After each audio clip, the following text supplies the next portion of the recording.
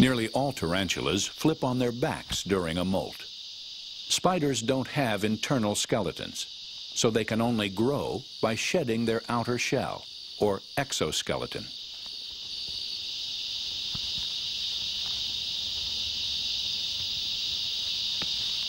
Blood is continually pumped through the body cavities until the old skin starts to split.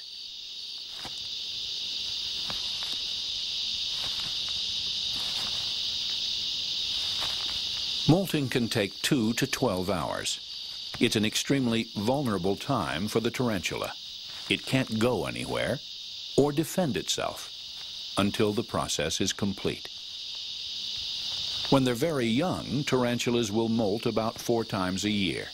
As they get older and bigger, they shed on average about once a year.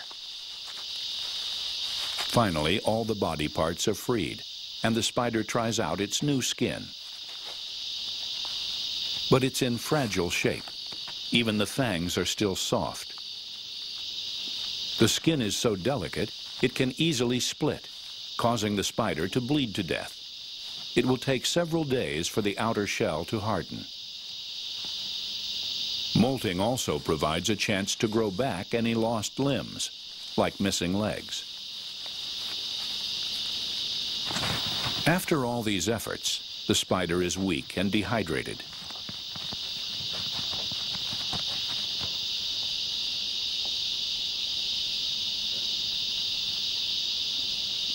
It stopped feeding before the molt, and it will be 2 or more days before it can eat again.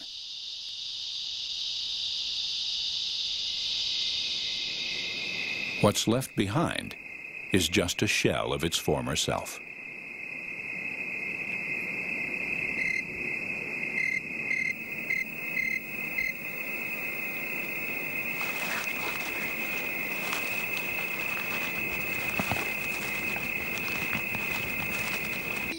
It's the time when giant cockroaches leave their dwellings in search of food.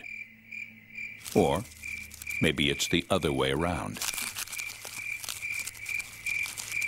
The tarantula is a pouncer.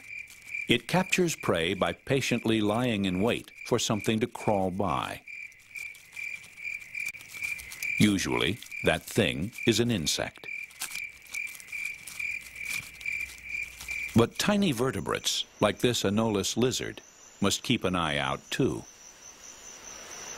Hungry tarantulas will pick up even the slightest vibrations of the ground.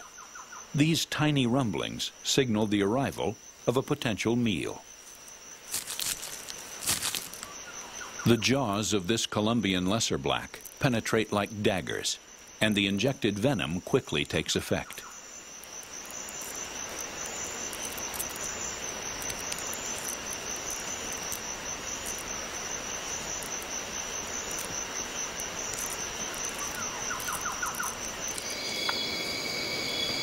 With the hours of the night progressing, more and more tarantulas are on the move.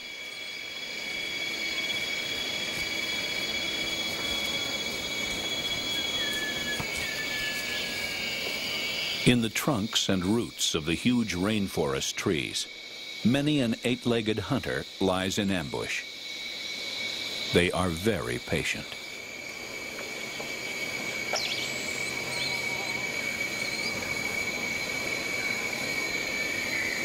But the pit viper isn't. Not on this night. Using special pits near its eyes, it's picking up the infrared signals, the body heat, of nearby animals. But this may be more than it bargained for.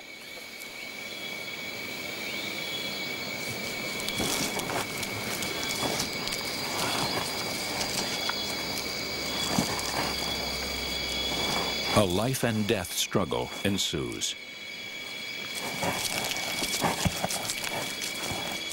The fer-de-lance snake is one of the deadliest in the world, but it succumbs to the tarantula's bites.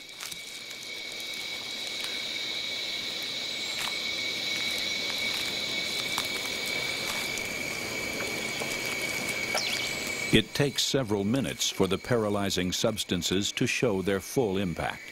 But the fight has already been decided.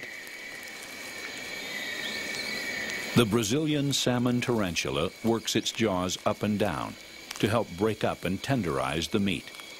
Then, the digestive juices start to flow from the fangs.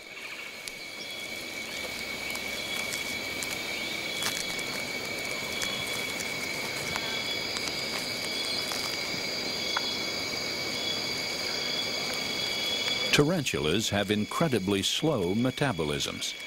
This one won't have to eat again for many months.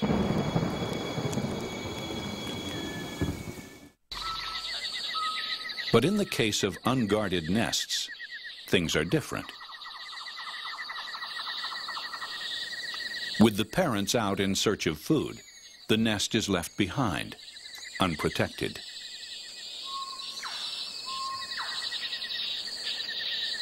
Highly specialized tree tarantulas are nimble climbers and scour for food among the trunks and foliage roofs.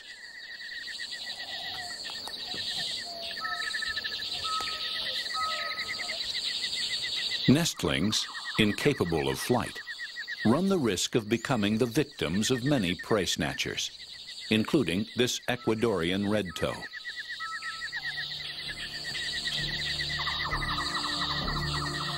It is more or less by accident that it will stumble on a nest during its migrations.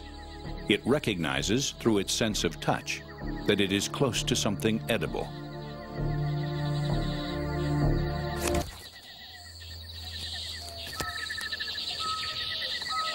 It's a cruel fate, but natural ecosystems are subject to harsh laws of survival.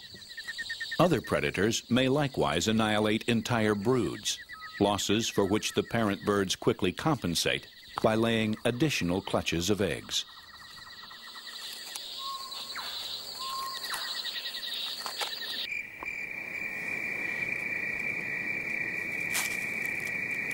And of course, spiders need to watch out for their own kind. This one builds a trap door on top of its burrow. Then it lies in wait, picking up the most sensitive vibrations from above.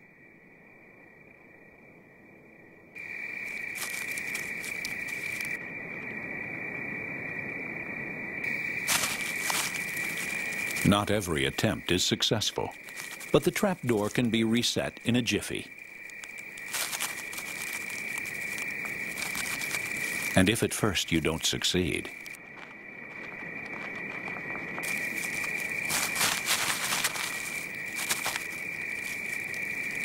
surprise.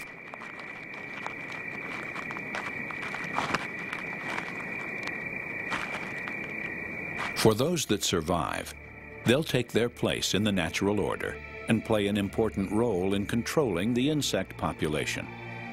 Meanwhile, they'll leave us alone, so why not return the favor? Why not follow the old adage, if you wish to live and thrive, let a spider run alive.